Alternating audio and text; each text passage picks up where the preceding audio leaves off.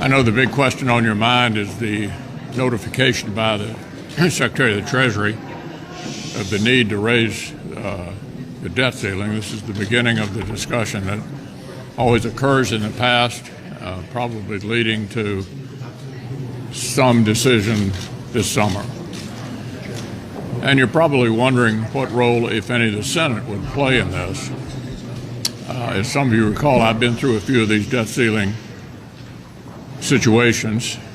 The one that seems to stand out the most was in 2011 when I negotiated with then Vice President Joe Biden the Budget Control Act in conjunction with raising the debt ceiling.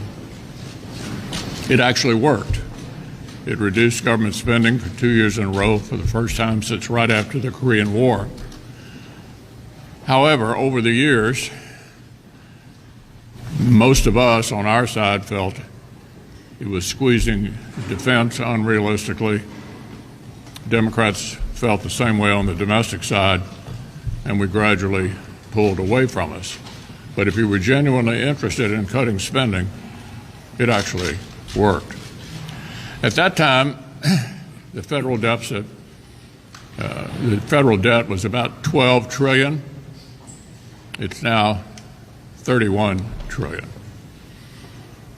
In the course of the last Congress, the Democrats, without a single Republican vote, racked up another $2.7 trillion on top of what had happened during the pandemic. So here's where I think we are. I can't imagine any kind of debt ceiling measure that could pass the Senate would also pass the House. So even though the debt ceiling could originate in either the House or the Senate, in this current situation, the debt ceiling fix, if there is one, or how it's to be dealt with, will have to come out of the House. So I think it's entirely reasonable for the new Speaker and his team to put spending reduction on the table. I wish him well in talking to the President. That's where a solution lies. Again, at the risk of repeating myself, I can't imagine any debt ceiling provision passed out of the Senate with 60 votes could actually pass this particular House. So I think the final solution to this particular episode lies between Speaker McCarthy and the President. A big day is coming up for many Americans. The Social Security Administration has a new update for all Social Security and SSI recipients. And new direct payments worth as much as $2,000 are set to arrive tomorrow. But officials have confirmed that some recipients will not receive their usual monthly payment this month.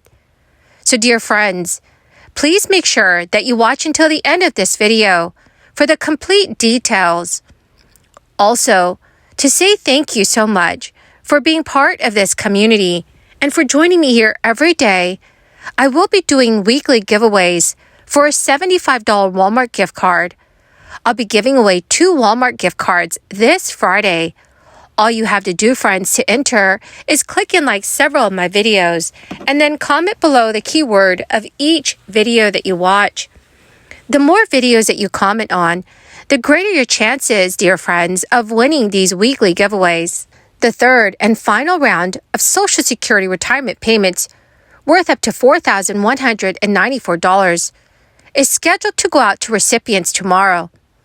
The amount that recipients will receive from these checks will vary based on several factors, including when a recipient chooses to retire and start receiving the benefits. According to the SSA, a person must have retired when he or she was 70 years old to receive the highest payment of $4,194. Recipients who retired at the age of 67 will receive a maximum check of $3,345.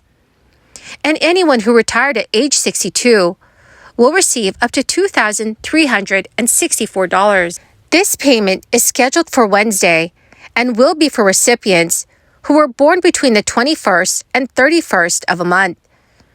Recipients of supplemental security income will also receive their next monthly payment of $914 at the beginning of February. The money from the SSI payment, which will be sent to recipients in just 7 days, will allow people to afford basic everyday items and goods, such as food and shelter.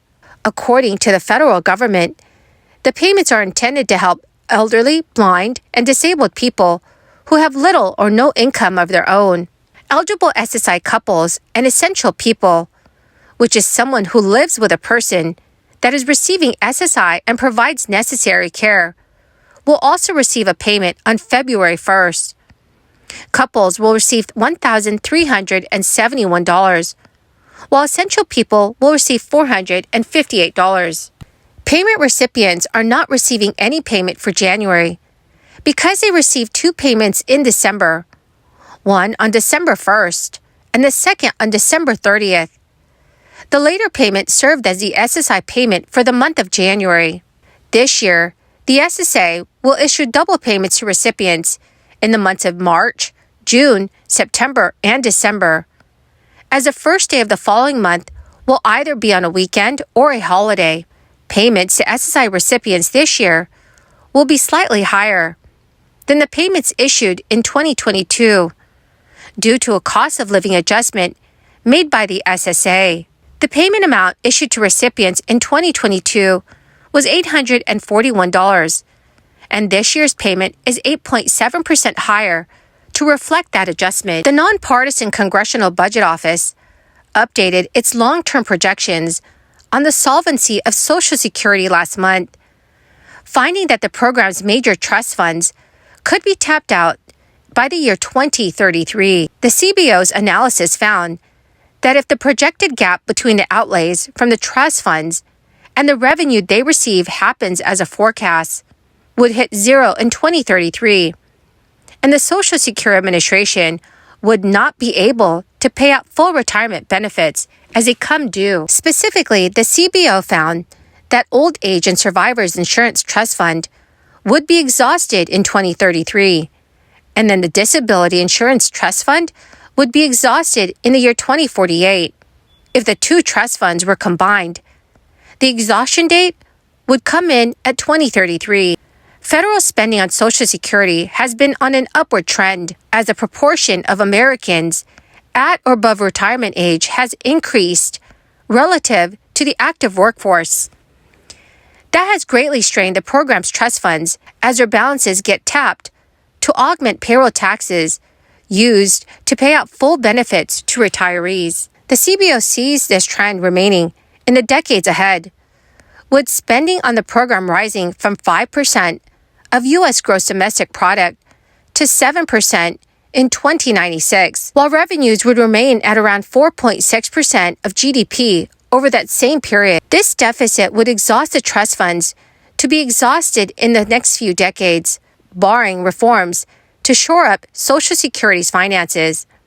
It found that if Social Security benefits were limited to what's payable from annual tax revenues, benefit payments would be about 23% smaller than scheduled benefits in the year 2034. Thank you, dear friends, for joining me here every day and for being part of this community.